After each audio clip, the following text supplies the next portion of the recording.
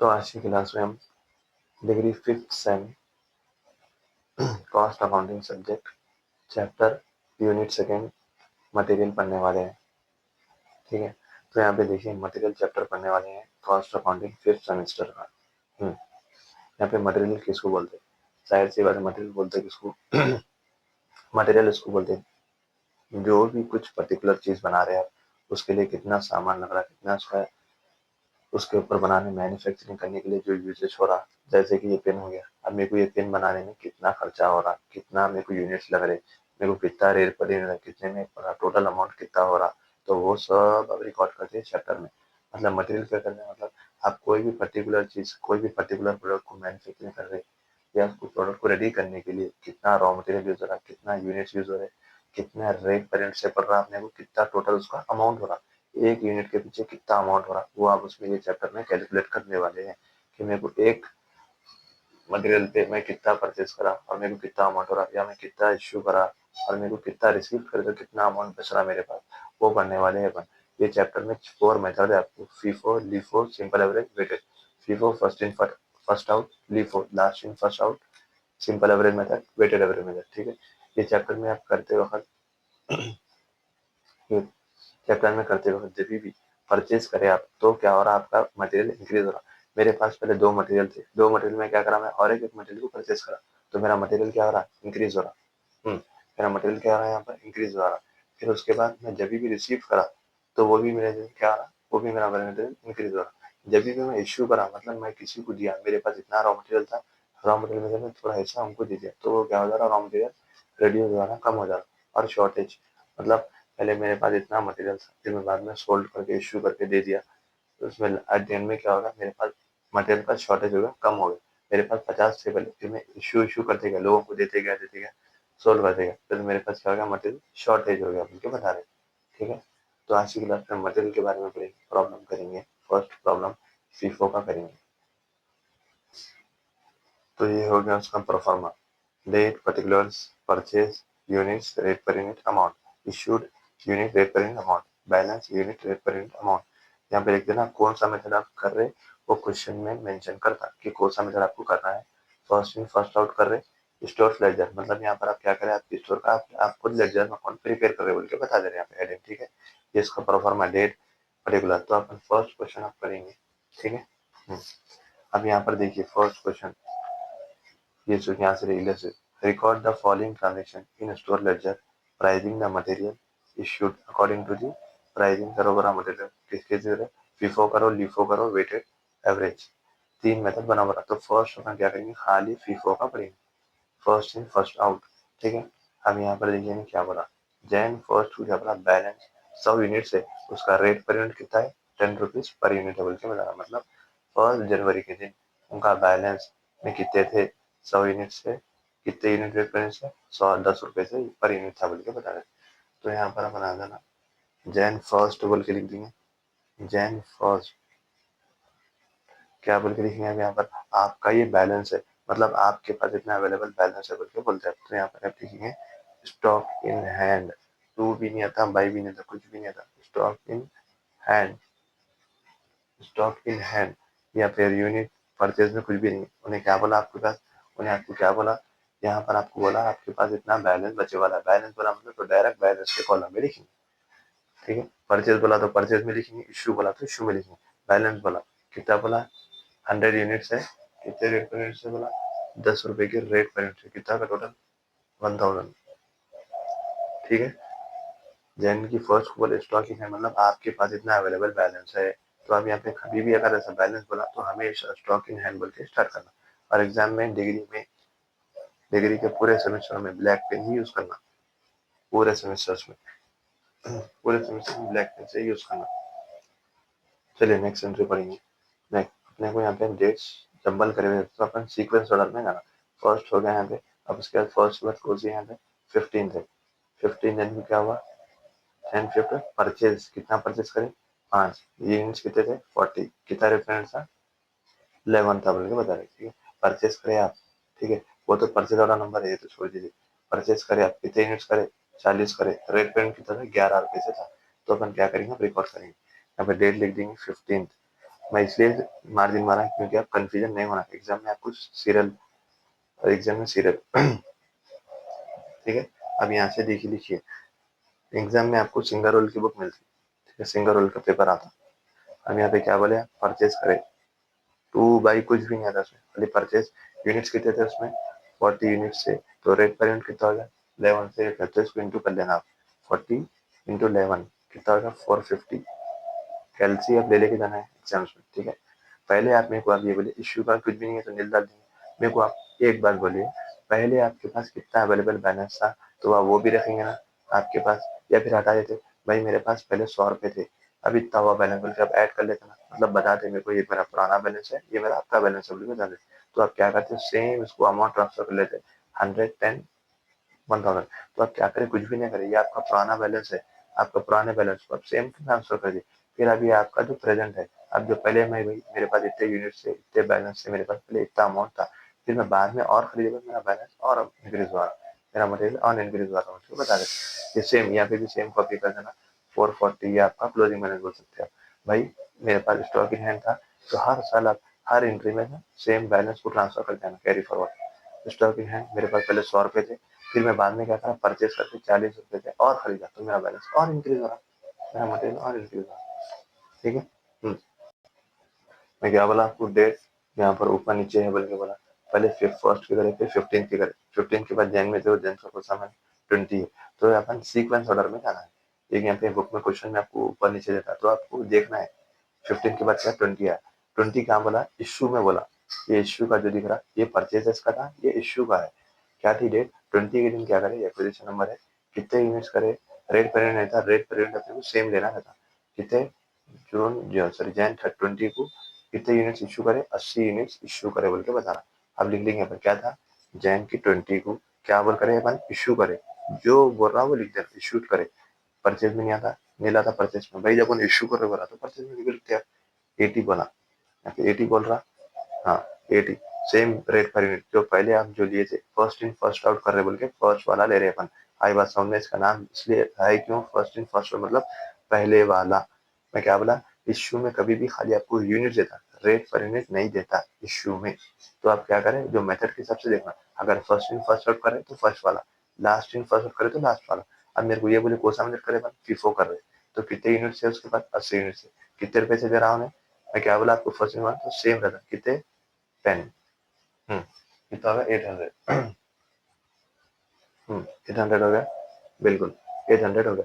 अब मेरे को ये बोलिए आप, मैं अब यहाँ पर देखिए जरा, यहाँ पर देखिए मेरे पास कितने थे पहले, फर्स्ट में क्या बोला फीफो कर रहे, तो पहले वाले मटेरियल में से, पहले वाले बैलेंस में से लेते हैं, ठीक है। पहले मेरे को ये बोलिए आप कितने थे आपके पास यूनिट, 100 यूनिट से, तो आप 100 यूनिट्स में से क्या करें भाई, मेरे को 100 यूनिट्स होने का था, 100 यूनिट्स है मेरे पास, तो कोई सांगाली पड़े बोली भाई मेरे को 80 यूनिट्स भी दियो, तो आप क्या करें, जो आपके पास पहले के दे दो गुड्स से, उसमें से आप क्या करें 80 गुड्स निकाल के दीजिए, 80 यूनिट निकाल के दीजिए, तो रिमेनिंग कितने बचेंगे 80 में से, ये 80 में से जो बच रहे हैं कितने बच रहे, रिमेनिंग 20 बच रहे। तो यहाँ पे आप आपकी अंडरस्टैंडिंग के लिए लिख दे रहा हूँ मैं, ठीक है। अभी भाई मेरे पास 100 है, 100 में से 80 रुपये, 80 यूनिट इशू करा, रिमेनिंग कितने बचे 20 बचे, सेम रेट पर यूनिट से, कितना का 2000 खत्म।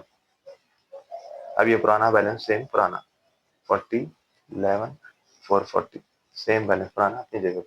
आई बात समझ में, ये आपके समझने लेके लिए भी लिखा मैं, या फिर नए आप एग्जाम में लिख सकते हो, लिख सकते हो, कुछ भी ना होता, आपके इजीली अंडरस्टैंडेबल के लिए। पहले मेरे पास 100 यूनिट से, फिर मैं 100 में से गिरा को क्या करा 80 दे दिया, तो 80 दिया तो रिमेनिंग बचे 20 बचे, 20 को सेम उससे रेट में से इंटू कर दिया, फिर जो रिमेनिंग सेम बचा बैलेंस उसको सेम ट्रांसफर कर लिया बस। तो क्या भाई आपके पास ये पुराना जब बैलेंस बचा तो आप उसको क्या फेंक देते, आप रखते हैं कि मेरे को आगे काम में आता बोल, सेम वैसे ही करें।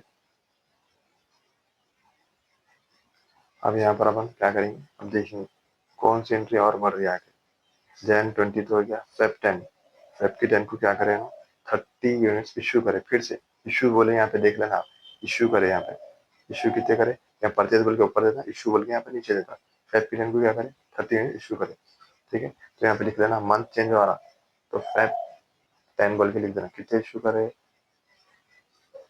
30 इश्यू करे।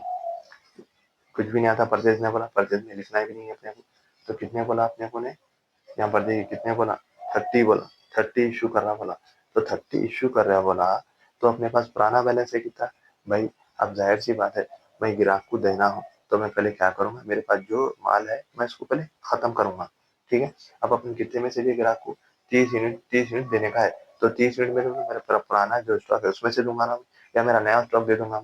ये पहले मेरा पुराना जितना भी स्टॉक था 20 वाला, ऊपर वाला फर्स्ट इन फर्स्ट ऊपर का जो भी अमाउंट है ना, पहले वो क्लियर कर दूंगा। तो इसमें से मैं कितने ले लिया, 20 रुपए ले लिया, 20 यूनिट ले लिया, सेम रेट पर यूनिट से 2000। तो उसमें देना कितना था, एक्चुअल 30 देना था, तो बाकी के 10 मैं यहाँ से ले लूंगा ना, फिर रिमेनिंग 10 यहाँ से ले लूंगा, कितना होगा 11। सेम इसका रेट पर यूनिट से, सेम इसका रेट पर यूनिट से हो गया। अब देखो, अब अपने को ने बोला 30 यूनिट इश्यू करे बोला, तो मेरे पास अब जो भी ऊपर का फर्स्ट इन फर्स्ट में बैलेंस कितना है 20 है, तो मैं 20 का तो 20 सेम ले लूंगा, बाकी के 10 कहाँ से लूंगा, बाकी के 10 मैं यहाँ से लूंगा। आई बात समझ में। अब बाकी के 10 मैं यहाँ से लूंगा। अब यहाँ पे लिख दे सकते हैं 40 माइनस 10 कितना होगा balance 30। Rate per unit same रहता बोला मैं आपको 330 बोला। खत्म, बस। बस ये कुछ भी नहीं है, बहुत इजी चैप्टर है मटेरियल का, 12 मार्क्स में आता। अब यहाँ पर देखिए फेब की 10 हो गया, फेब की 10 के बाद मार दिया, मार्च फेब की 10 के बाद क्या 25 है, 25 को क्या बोले भाई 60 यूनिट दिया, 60 यूनिट कितने रेट पर से 12 यूनिट से, बल्कि 12 रेट पर यूनिट। कभी भी याद रखो, परचेजर दिया तो उसका यूनिट भी देता, रेट पर यूनिट भी देता, इश्यू दिया तो खाली उसके यूनिट देता, रेट पर यूनिट सेम लेना रहता अपने, ठीक है। प्रॉब्लम करते वक्त 25 दिया, 25 को क्या बोला 60 यूनिट करे, कितने परचेज करे, कितने रुपए से 12 रुपए से, बोल के बता। फेब की 25 परचेज कितने बोले 60 12। अब इन दोनों को इंटू कर लेना, अब इन दोनों को इंटू करें तो आपको आंसर आया था 720। हाँ। अब आपके पास पुराना बैलेंस कितना है वैसा नहीं करना, अब आपके पास कितना है 60। ये सेम बैलेंस को क्या करें आप कैरी करो, सेम ट्रांसफर कर ले रहे, सेम आपके पास कितना अमाउंट है 30 पहले का, 11 ये 330। फिर आप जितना पहले भाई आपके पास इतना बचा, पूरे इश्यू हुए बाद एट द एंड में फेब की 10 को इतना बचा, फिर बाद में 25 को और परचेज कर लेते, तो आपके पास और बैलेंस बढ़ जा रहा। खत्म, सिंपल है, बस आई समझ में। मैं कुछ भी नहीं कर रहा हूँ, जो जो भी बैलेंस बचा उसको सेम लिख के नीचे लिखते जा रहा हूँ। आपके पास जो भी चीज बच रही उसको आप फेंक देते हैं, तो अगले के लिए रॉ मटेरियल के लिए जो भी अगले प्रोडक्ट के लिए यूज करते कस्टमर को देने के लिए। आई बात समझ में। अब यहाँ पर फिर देखिए फेब की 25 को मार दिया, मार्च के बाद यहाँ पे क्या बोला मार्च 10 को क्या बोला इशू में आ गई, इशू इशू में मार्च 10 को क्या बोला 26, ये तो वो नंबर है। 40 यूनिट्स में क्या बोला खाली इशू में आपको यूनिट देता, रेट पर यूनिट नहीं देता, तो 40 यूनिट इशू कर दे रहे बोल के बोला। कब बोला मार्च 10। तो यहाँ पे आ जाएंगे मार्च 10, मंथ चेंज हो रहा तो मंथ पूरा मंथ का नाम लिख देंगे इशू, इशू के कॉलम में लिखेंगे कितने बोला 40 यूनिट्स बोला, तो यहाँ पे अपन फर्स्ट इन फर्स्ट आउट कर रहे। 40 में क्या बोला आपको यूनिट देता हूँ, रेट पर यूनिट अपन खुद देना रहता, 40 अपने को इशू करे, रेट पर यूनिट अपन केवल समझ करें first in first out, first in first out बोलते ऊपर वाली यूनिट लेना, कितना 440 वही होगा ना 440। 440 बोल के बता रहे इसमें। अब यहाँ पर देखिए इश्यू कर रहे हैं अपन, टोटल कितने थे 40 थे वो, तो मेरे पास पहले जो था मैं बैलेंस उसमें से लूंगा, मैं पहले डायरेक्ट 40 जगह था नहीं रॉन्ग है। यहाँ पर देखिए इश्यू कितने कर रहे हैं 40 यूनिट्स कर रहे हैं, मेरे पास है कितने पहले के 30, तो मैं 30 के 30 पहले सेम लिख लूंगा। फिर मेरे को अभी टोटल कितने थे 40 यूनिट्स है, तो मेरे आए कितने कितने इशू करा मैं 30 ही दिया, अभी 10 देना है, अभी 10 किस में से लूंगा ये 60 में से लूंगा, 10 12 12 12 120, ठीक है। अब मैं यहाँ पे बता दूंगा कि 60 minus 10 50 50 same rate per unit है, 12 इसका जो रेट पर है सेम इसका ही रेट पर यूनिट से लिख देना। अब इसको आप इससे 50 से 12 को इंटू करें तो आपका आंसर आएगा 600, ठीक है। आए बात समझ में। मैं क्या कर रहा था डायरेक्ट क्वेश्चन में चले वो नहीं लेना, इशू कर रहे, ठीक है, तो पहले कितने था पहले उसमें से लेंगे, फिर बाद में जो बच रहा रिमेनिंग वैल्यू उसको माइनस उसमें से ले लेते हैं। आई बात समझ में।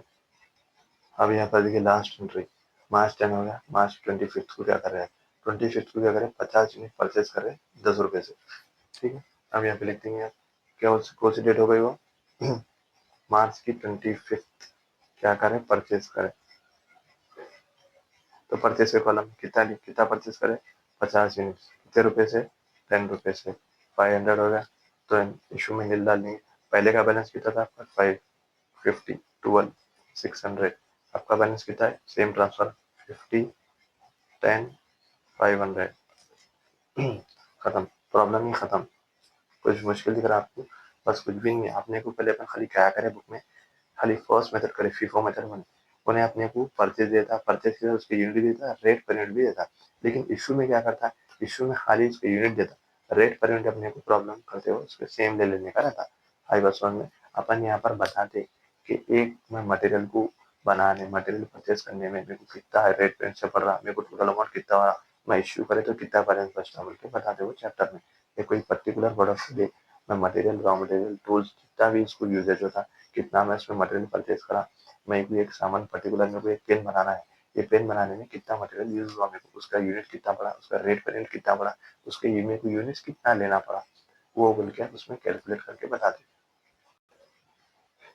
तो अब यहाँ पर आप लिख लेना क्लोजिंग स्टॉक इन यूनिट्स, मतलब मेरे को क्लोजिंग स्टॉक में, क्लोजिंग स्टॉक मतलब आपके पास बैलेंस कितना बचा एट द एंड, पूरा हिसाब कर आप करे परचेज करके इशू करे कितना बचा। Closing stock in units, units मतलब खाली यूनिट्स और यूनिट ऐड कर लेते, यूनिट और अमाउंट को 50-50 कितना हो गया, 100 हो गया, तो यहाँ पे 100 लिख देना। अब अपन क्या करें, क्लोजिंग स्टॉक इन अमाउंट, मेरे को अमाउंट कितना बचा, closing stock in amount, in value sorry, closing stock in value कितनी बची, 5 प्लस 1100, ठीक है। ये आपको लिख के बता देने का रहता, मतलब आप जब स्टार्टिंग में करे वक्त कितना 100 था, एट दी एंड में महीने के खत्म पे कितना होगा बोल के बता रहे। क्लोजिंग स्टॉक इन दोनों को ऐड कर लेना, closing stock in unit, closing stock in value, मतलब इन दोनों अमाउंट को ऐड कर लेना। बता रहे कि आप मेरे पास कितना एट दी एंड में, ओपनिंग में कितना था, स्टार्टिंग में कितना था, एट दी एंड कितना हुआ बोल के बता दे रहे। नेक्स्ट क्लास में सेकंड क्वेश्चन पढ़ेंगे लिफो का।